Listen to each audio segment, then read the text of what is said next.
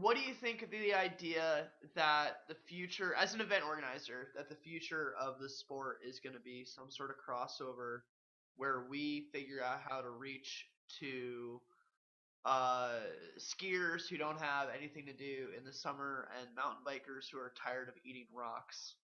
Because basically, when I talk to, so I've been talking to two different ski mountains about hosting um, events at, like being the camp spot, the bar, in-house food, all that jazz. And their biggest thing is like, yeah, like you boys are just like an extension of the family. Like it's totally the same kind of people. Yeah. And on the one hand, I'm like, I would love for us to all be the same and for you to come to the dark side. And on the other hand, it's like, yeah, we're clearly not the same people. There aren't like, you know, suburban families showing up for ski race equivalents in whitewater paddling, and there's not like, thankfully, the level of carnage as in mountain biking.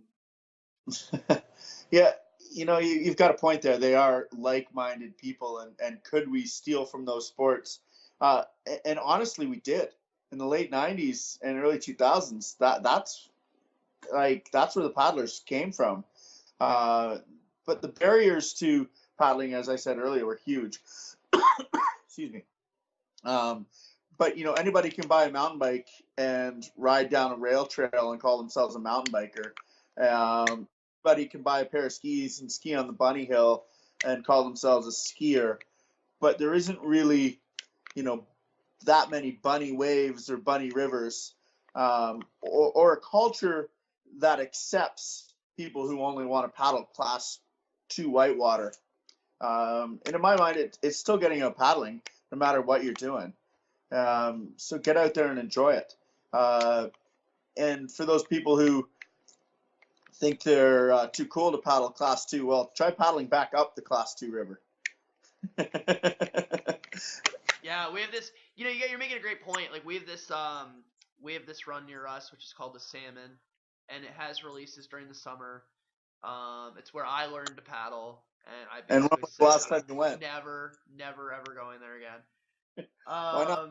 But every time I do go there, I am flabbergasted by the number. I mean, like if you asked me, I would say like, oh, I know everybody around here. I'll see faces who've been paddling for a decade down there who I've never met before, and in quantities that I didn't know existed. So maybe there really is something, and I'm starting to come around to the fact I might have to spend time in class two to drag people to class four. Unfortunately, I think you maybe there just is hit the something to do nail with on the that. head. Is if we want to recruit more people, we need to get them into the class two and bring them up, um, whether that be events or what. But We used to have a dedicated group of just soldiers out there, just Mother Teresa's that would revel in that, in like in coaching from ground zero and up. And I love coaching from class three and up. I love that. But there's just this next level of just dealing with swims and all of that jazz. And we have to find a way to recognize these Nobel Peace Prize laureates who are out there doing God's work. absolutely, man.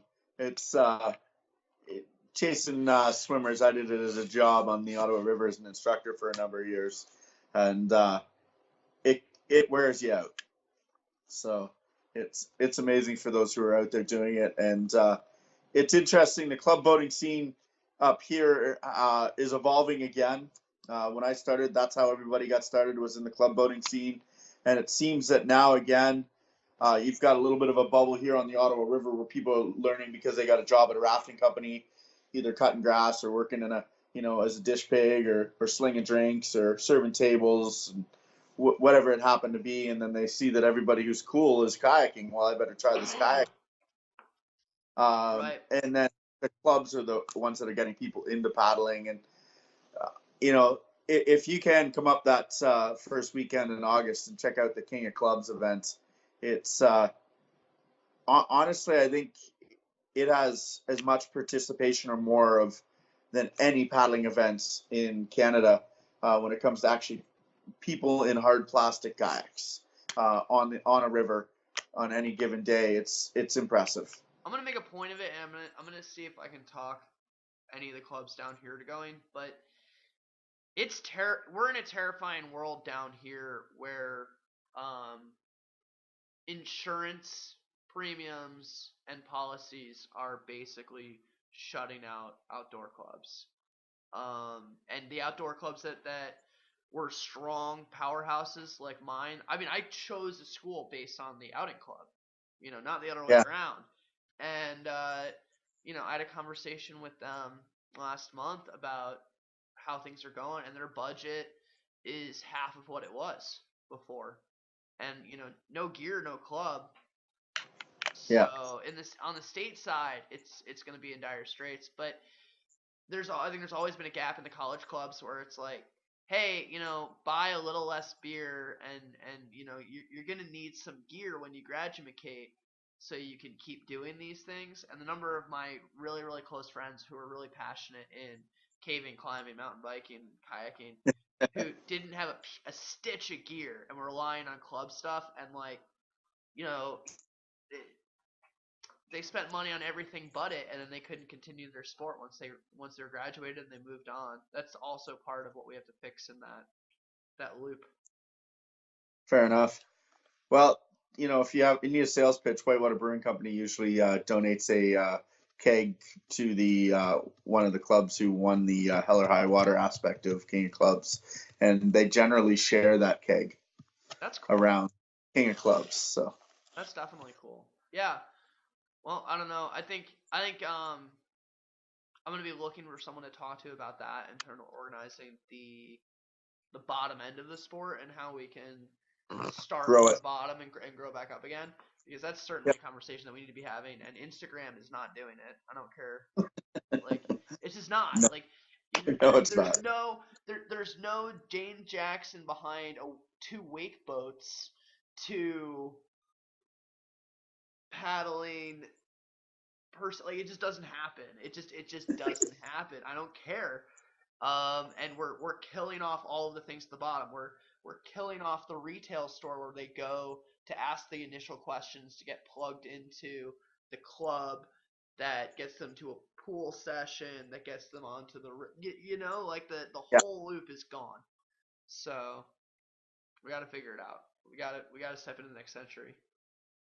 All right. On that note, let's call it a night. Call it a night. Thank you so much, buddy. Go have fun in the woods.